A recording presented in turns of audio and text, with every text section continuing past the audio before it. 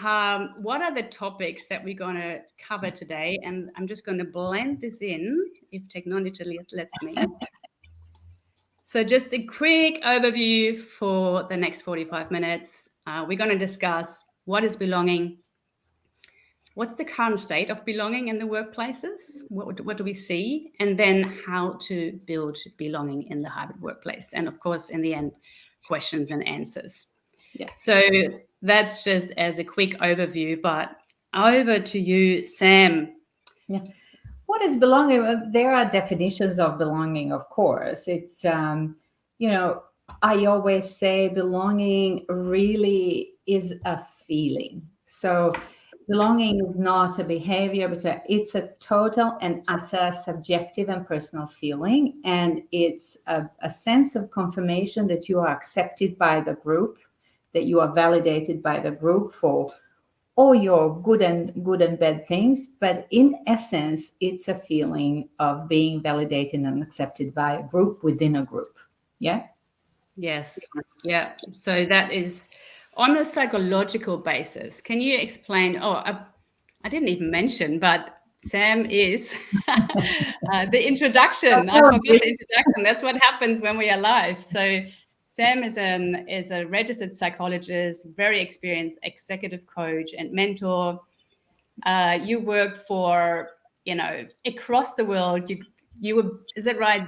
Born in Netherlands, grew up in Croatia, plus UK, United States, and then Europe again. Yeah. And since 2000. Oh my Since God. 2000 in Australia. I came here on a 2-year contract, and here I am 23 years later. Well, who knew? But that's what happened. Yeah. So I'm lucky enough that I have worked across different decades and different ways of working from, I still remember the time when there were no computers, that there was a rotary phone. I kid you not. I remember the time when we had no computer. I started my life as an accountant. So there was a counting machine. There was a numbers machine with a paper thing coming out of it, right? So I'm quite lucky to be able myself to do the observation of how different emotions in the workplace progress. So my first job was in Coventry in UK for the Rolls-Royce factory that was making airplane engines. So not even luxury cars. I wasn't that lucky. But so I was sitting in a row of desks that were all facing a desk where our manager sat. That is a beautiful sense of building trust, right? I'm sure the manager really trusted you. Yes, and you couldn't have breaks outside of the tea lady coming with a trolley giving you the tea that you had to pay 10 pence for. So, I go way back, and all of a sudden now to be in a place where we are doing virtual meetings and everything is happening online. So I've been very, very lucky to be able to bring my own experience into it, on top of being able to observe so many things in the workplace. Yes. Yeah. Can you share with us, as a psychologist and neuroscience expert? Well, I'm not a neuroscience expert. I'm a neuroscience aficionado. I'm studying neuroscience at the moment. Oh, okay. Thank you. But when we talk about belonging, what does belonging do to our brain? So Harvard has done, and UCLA have done a ton of research where they researched people in the workplace and students as well. And it kind of turned out that belonging lights up the same areas of the brain when we are rejected in the workplace. When we feel lack of belonging, it lights up the area that signifies pain. So I always say it goes back to the prehistoric times when being ejected from the tribe meant your certain death. So I think that association, that biological association. So belonging activates our amygdala. Amygdala is our reptilian brain, which is a flight or fright response. It does in your limbic brain, it does the emotion regulation as well. So when we are in a work setting or in a family setting where we feel that we don't belong, and again, it's a subjective experience. Yeah. So other people may say, but I do accept you not. But if a person yourself doesn't feel that they belong, that activates the same painful experience as our ancestors being ejected from a tribe. Yeah. So it's a hugely important piece in the way we show up in the world and we interact with the world. And can I just add to that? So I'm also a facilitator for Bannister, which is an employee assistance provider here in Australia. And one thing I learned is that when you experience acute sense of loneliness, which goes back to the tribe experience, this is as painful for the brain as a punch in the face. That's right. That is absolutely correct. It's just as painful, the stress you get when you feel lonely, as unhealthy as smoking 15 cigarettes per day. Yeah. And to add to that, it is actually not even dependent on whether the person or persons rejecting you are known to you. Even if you're rejected by a complete stranger, the reaction is the same and the feeling is the same. Wow. So even if somebody on complete stranger, barista giving you a coffee that you don't know and is being rejecting you in some way or being rude to you, you don't feel that sense of belonging, the feeling is the same. The feeling is the same. And that's scary, right? And when we bring that now to the workplace, and we don't feel we belong, what happens to our productivity and performance? What can you tell us about that? Well, it's really harmful in the workplace. And first of all, we need to understand how that rejection actually occurs. Rejection occurs when you are shut down, when you offer an opinion. Rejection occurs when you are marginalized, when, all your colleagues are going to lunch and you are not invited. When your boss continuously dismisses you. Yeah. So lots of the times in the workplace, you will have a situation where your boss cancels the meeting on you because they have something more important to do. Yeah. And most of us, we will say, because we don't want to rock the boat, we are nice people, and we will say, I know he's busy, I know she's busy. But deep down inside, your brain has already made a connection. So your synapses have started working and there is a rejection being recorded. So imagine that now happening over time. What happens is that your neurotransmitters and some of the stress hormones are going to be increased. So you're going to work continuously feeling diminished, rejected. What does that do to your motivation? It's self-explanatory. You will not be as engaged. You will not be as motivated. So you will give, you heard of the quiet quitting thing? Yes. That's what happens, right? You kind of decide, well, if I'm not important enough, then that's exactly what happens. Yeah. I don't need to give you my engagement either, because this is what happens if we have belonging present, and research confirms that we are, I think, over 50% increase in job performance if we have belonging present. Yeah. What else was the statistics? I think it's 3 times more likely that people stay. And that's right. Just think of the cost savings with, some industry having quite high turnover on a regular basis.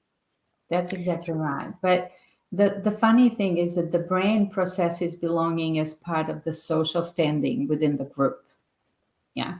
So that's how brain sees belonging. So if there is no psychological safety, for example, in the group, so if you're shot down every time if you open your mouth, or, who has experienced the eye roll when you say something and they go, oh, God, here we go again, and stuff like that. So what it does, the amygdala takes over, but it also then impairs the logical thinking. So your prefrontal cortex is where your logical thinking occurs. It's your executive brain. So that amygdala impairs that, because all the neurotransmitters, the hormones. So you're not building the oxytocin, you're not building the dopamine. You are building cortisol and adrenaline in your body when the rejection happens. So what then, creates a significant decline in your cognition as well. Yes. Because rumination. We don't have access. That's what I normally say. We don't have access to our better me brain. I call this neocortex the better me brain, because that's where we have creativity. That's where we have innovation. That's where we can make connections of complex problems. That's where we can plan ahead and for the future rather than just, protecting our day-to-day. And we only have access to this brain when we feel safe. But for me, as a lifelong student of emotions, like I am all about emotions because I know how much emotion impact me. And then when people say, leave your emotions at the door when you go to work, or when they say bring your whole self to work, it's like, no, don't, because you might bring the emotions that are not good for that. But as a lifelong student of emotions and how they play out at work, it is extremely puzzling to me to observe that in many, many workplaces, it's disregarded. The whole psychological thing around, let us build psychological safety, let us build a sense of belonging with people, but nobody actually goes in to understand, well, how do we do that? Yes. Why is it important? Why is it important? There is a hierarchy. First, let's understand why, and now let's understand how, and the how is important. Want to go. I'm looking at the time. I'd like to jump into the next topic, which is the current state in the workplace. Yeah. So what do you see? What do you observe? I know you're very well connected in the whole OD transformation and HR space. What is your observation? My observation is that people, depending on individual inclinations, so some of us are extroverted like myself, some of us are introverted, some of us are a bit of both.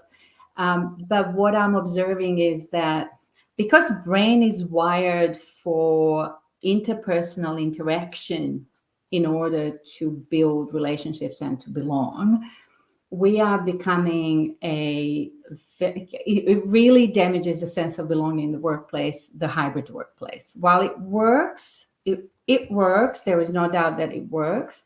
In order for the organization to ensure higher productivity, more engagement, then we really need to focus on some interpersonal interaction, because brain wants to observe. Visually, you want to see the micro expression, you want to feel the energy, and you cannot do that on screen. Yeah, you think you can, but you can't. I mean, you and I think today, if you have meaningful conversations and you connect personally, one-on-one on screen, I reckon we're getting really close. Although it's even better, of course, in person. Yeah, but the brain has to actually.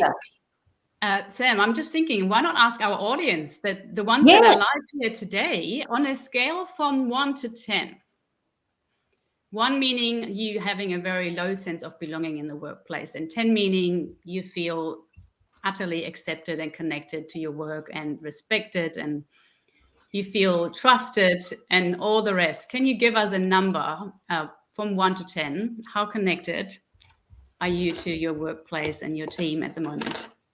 It'd be so interesting to see. Let's see what happens with that. And actually, I'm just going to bring up another slide while we're waiting, which is the word cloud that the source is the EY Belonging Barometer. If you want to Google that. EY has done a study and released in November last year about the state of belonging in the APAC region. Oh, somebody's at 2. Oh. And yeah. 9, 2 to 3. This is so interesting. 7, 4. Jan Hendrik Geeling. Yeah. Michael is at 9. Vanessa at 7. Legia at 3. Yeah. Yeah. It's varied, huh? From very low to very high. Yeah. It's varied. And I added this slide here. This is a word cloud by the EY Belonging Barometer of how do people describe what belonging means to them. Yes. Yeah, just to make it a bit more tangible. And as you can see, it's many different things for different people. And that makes it so hard, right? Because it's so individualized. But I have to tell you something.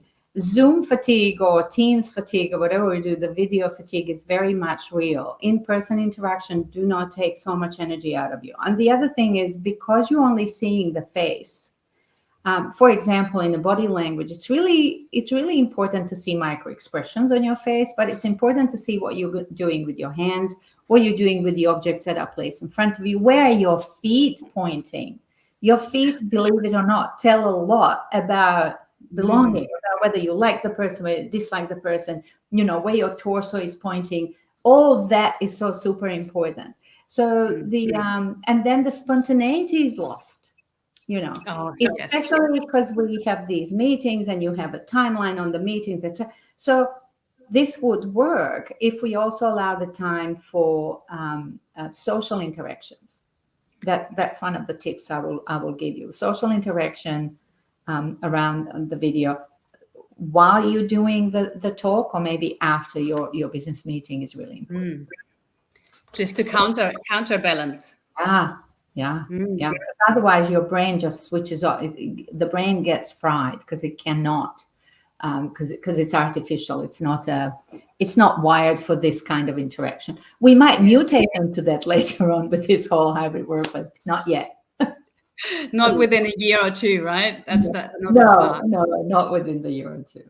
Yeah, very true.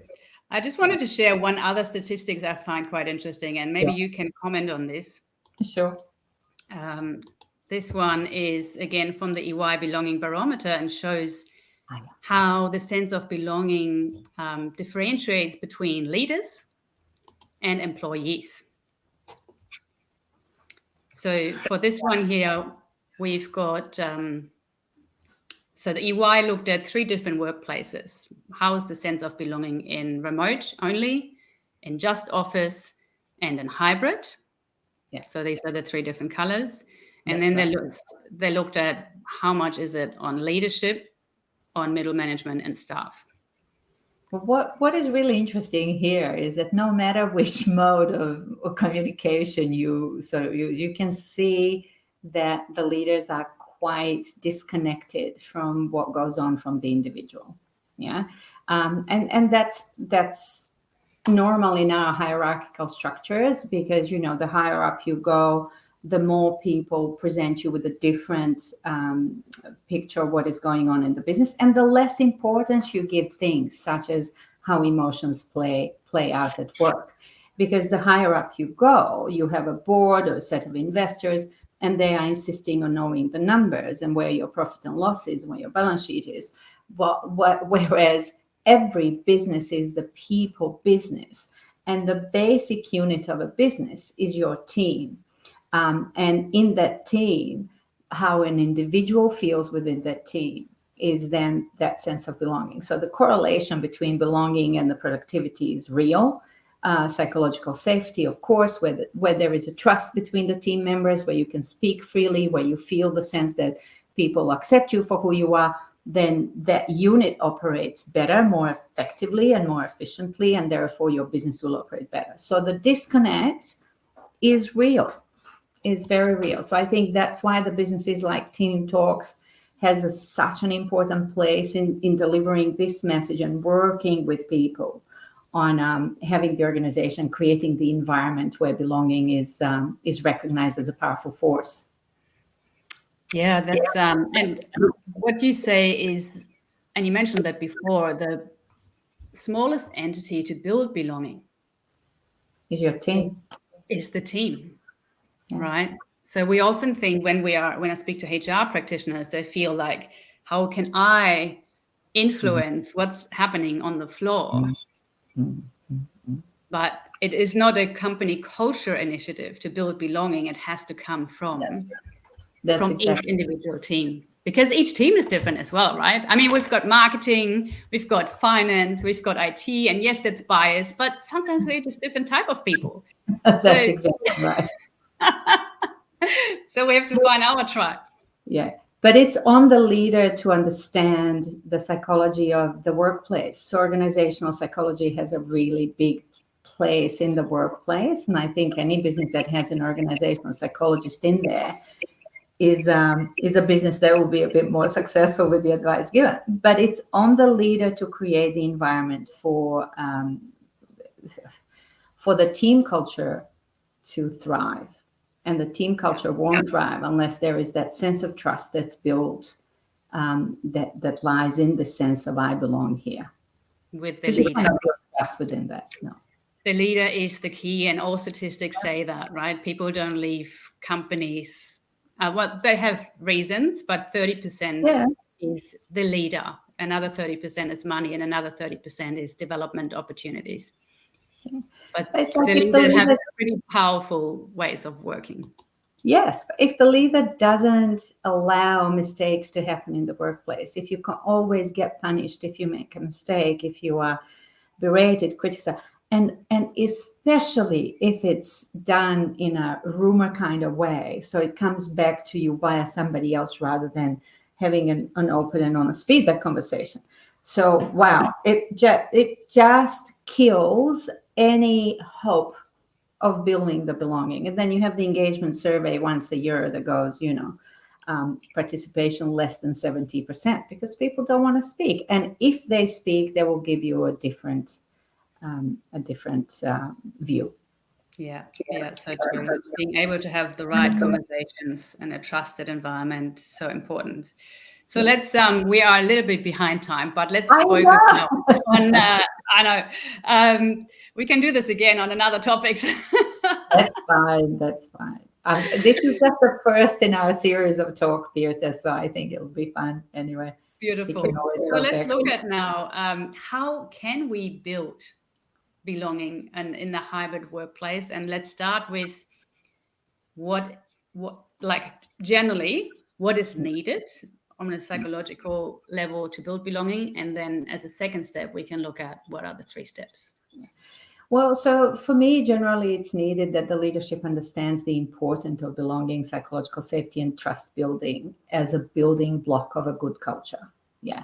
So a leader has impact in a couple of areas. When a leader comes on board on any company and staff, then they can impact on their structure of the organization. So the less hierarchical you make it, the more success you will have.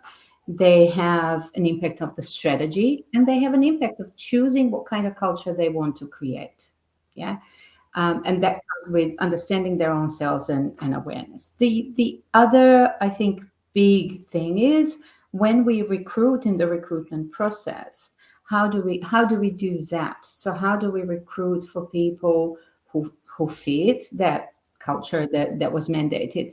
And how do we onboard people in such a way that they understand I can be myself here and I can belong here? Because a person needs to decide for themselves. The first thing is, do I actually even want to belong? Am I just going to this job just to make money, and I'll cut myself off from everything else? I'll just go in at 9, I'll finish at 5 o'clock, and it doesn't interest me to build any sort of relationships in there. Or do I want to belong? Or if you're an existing employee, what is your experience, and can you actually increase your sense of belonging while you're there? But that requires your HR department to be a little bit cluey on how to do that. I'm just gonna, as a support for people looking at the recording or maybe rewatching the recording afterwards, you actually shared this with me previously. So what can be done with 3 things?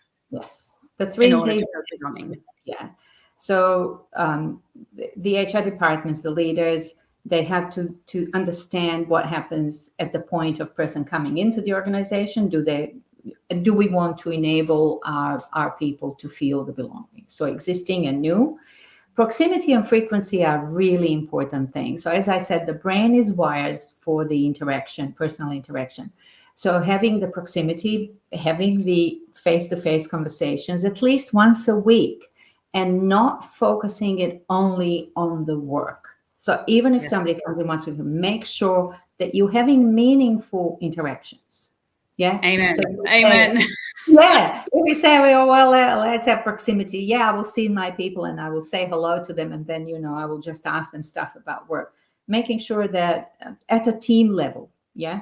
So I'm talking about at a team level. Yes, and I add to that, very often when we hear team level, the leaders often think, oh, this is just another thing on my to-do list. In fact, you can, and I know I was that person myself, right? I had the best intention. Yeah. But guess what? I had to work as well. And guess what? At the end of the day, what was left on my to-do list was the team development and the one-on-ones, because they never feel urgent. But they are the high impact and the high important topics, right?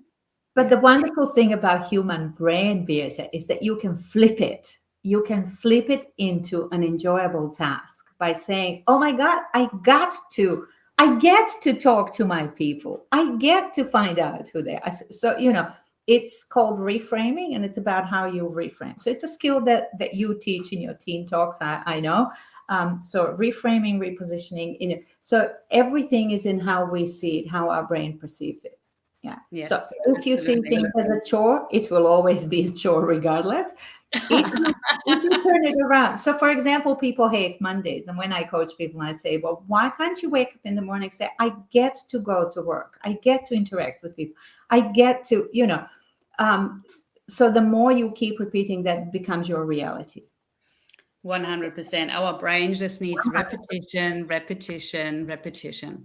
Repetition, but also who is in charge here? Are you in charge of your brain, or is your brain in charge of you? It's it's your choice on how you see yourself as well. The other one is the frequency. The more frequent our personal interactions are, the more rapport you will build. The more because we all have mirror neurons as well in our brain. So mirror neurons actually enable us to feel empathy, to feel on the same wavelength with the person. So the more you interact with your team, so frequency, proximity, hugely important. And the third one is the context. There is also no point banging your head against the wall. Yeah. So if you at every step feel that your belonging is questioned or not provided, because it's a need, it's an emotional need, a personal emotional need, then choose to go somewhere. I always say, go where you celebrate it, not where you tolerate it.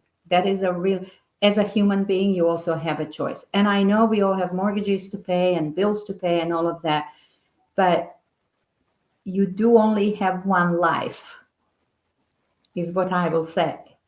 And it's in your power to choose how you're going to live it. That's a very powerful statement. It comes with 61 years of experience.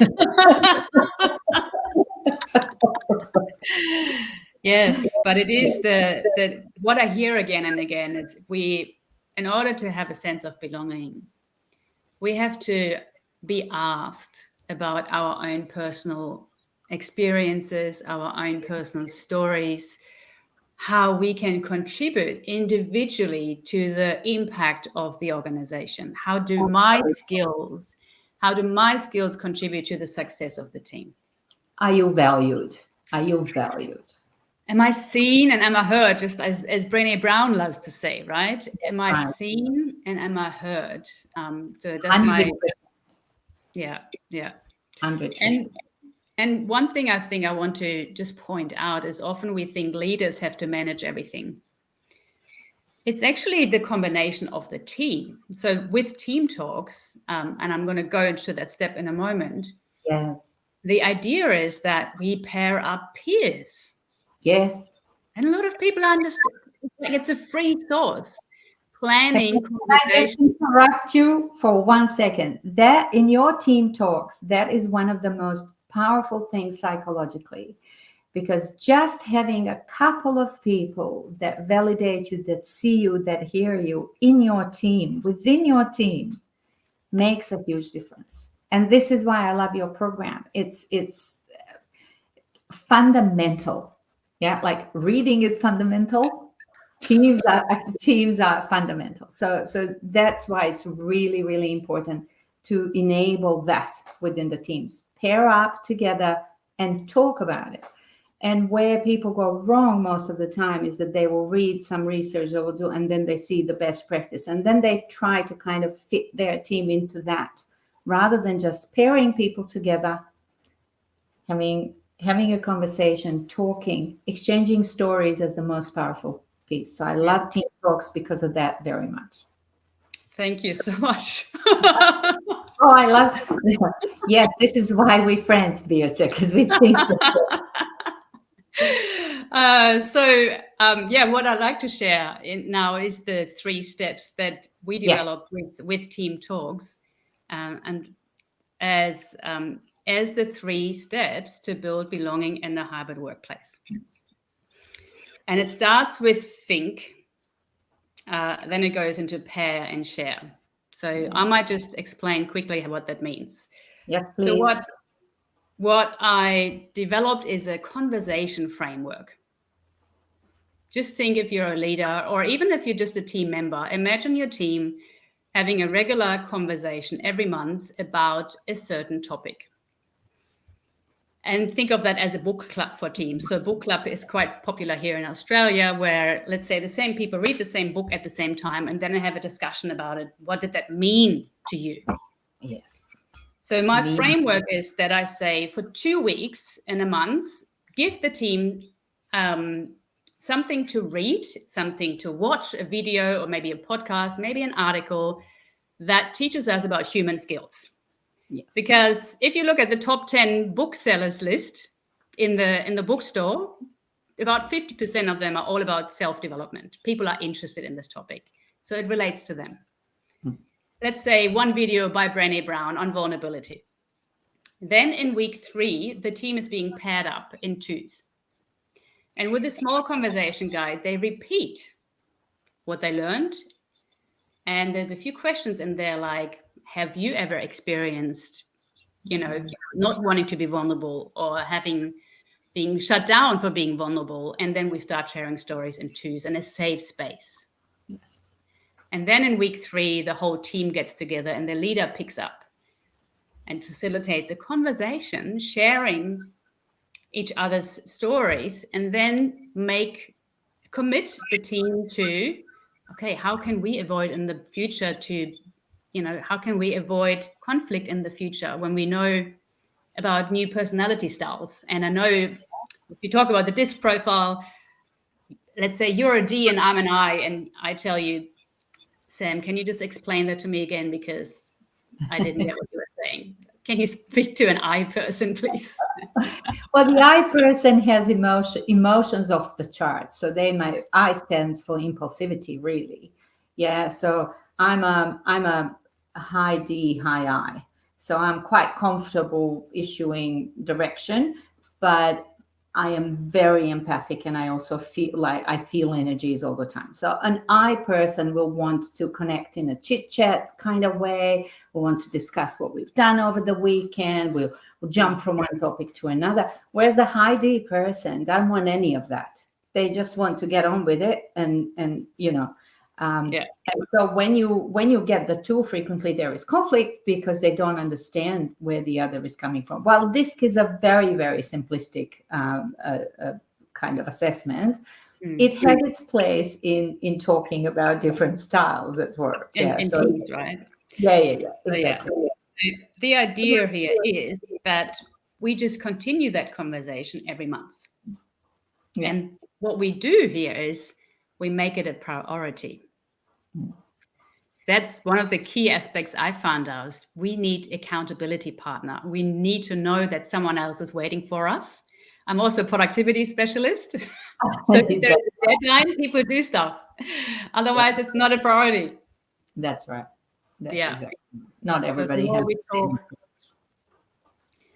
the more we talk, the better it is. So that's but the meaningful conversations, and I think the good thing about the team talks is about the meaningful conversations. So giving our stories meaning and giving our interactions meaning. Exactly right. Yeah, exactly right. They're talking about us and you and sharing, and the more we do that, the more trust we build automatically. It's designed. That's right. Yeah, but it's such an important topic because people cannot be themselves without feeling that sense of belonging. Just remember a couple of things. That it doesn't matter who rejects you, your brain will feel pain. Yeah. It is super important to feel the sense of belonging, but you can choose to feel that way. It is super important that you, if you are a leader, that you pay attention to that. If you're leading a team, that you do something and reframe it in your mind is I get to do it rather than I must do it. Yeah. Yeah. So these nice. and create an environment where people feel celebrated. Somebody made a comment, says, love that. Go where you celebrate it, not where you tolerate. Somehow we've ended up in this. And look, after the 2 years of pandemic, we are all so burnt out with everything. Yeah.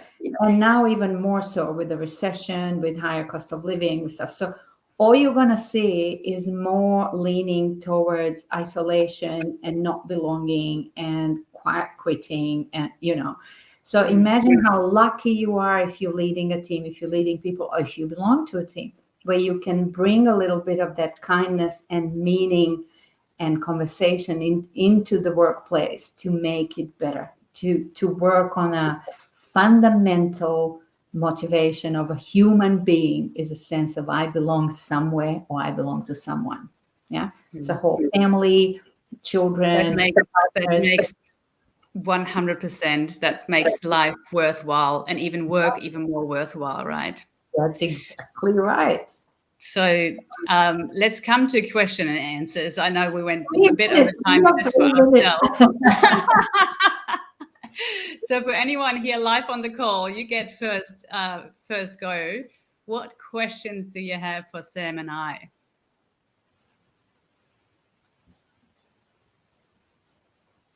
And from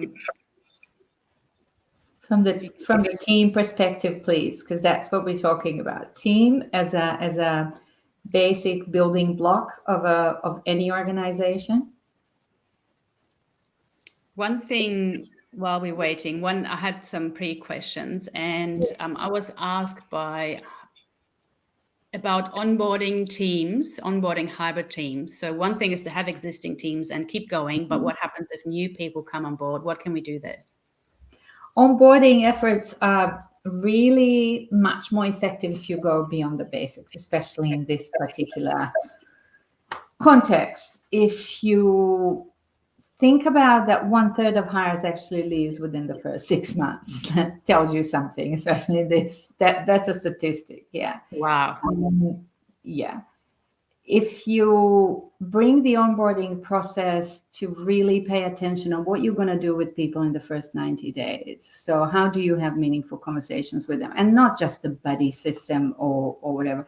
You really need to have in place touch points with a new person or with a new person coming into a team, directing team, instructing team, training team, and how to onboard.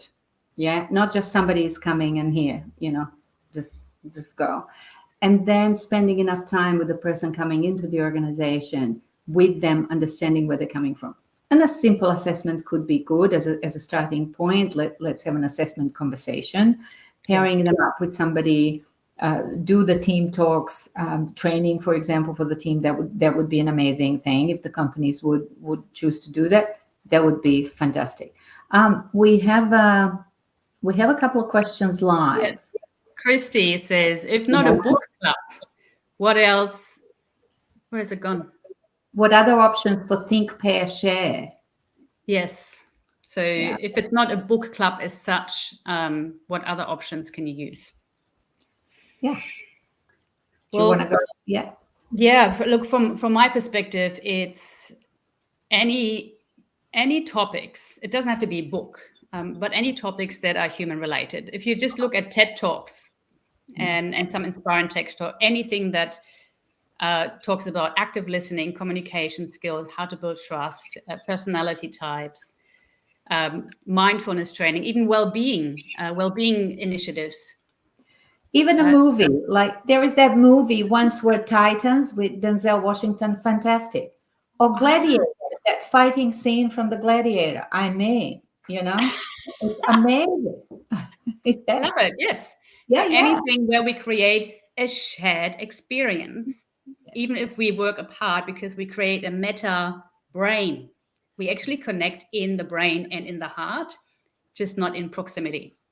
That's right. Yeah, thank you. And then what else do we have? How powerful is the push for isolation in teams?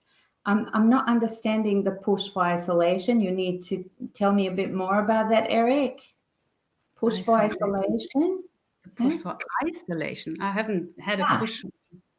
Yeah. What else do we have? What software is favored, popular for connecting teams remotely? Oh, we have Teams, we have Zoom, you have Twitch. There is other, Slack was popular at one point. Depends what you're using. Then for teams, connecting teams, like a lot of online games that like Brightful or Kahoot, I find quite good as well to have a bit of playfulness and gamification as a shared experience. I'm too old for that. Haven't done those yet. But yeah. All right. Which aspects will there be in the next few years that will encourage people to be more siloed or isolated? It's Eric. This is so now I understand. Thank you. This is a fight for resources, which is because we will all, and especially in tech, I'm talking because there is this whole downturn and recession.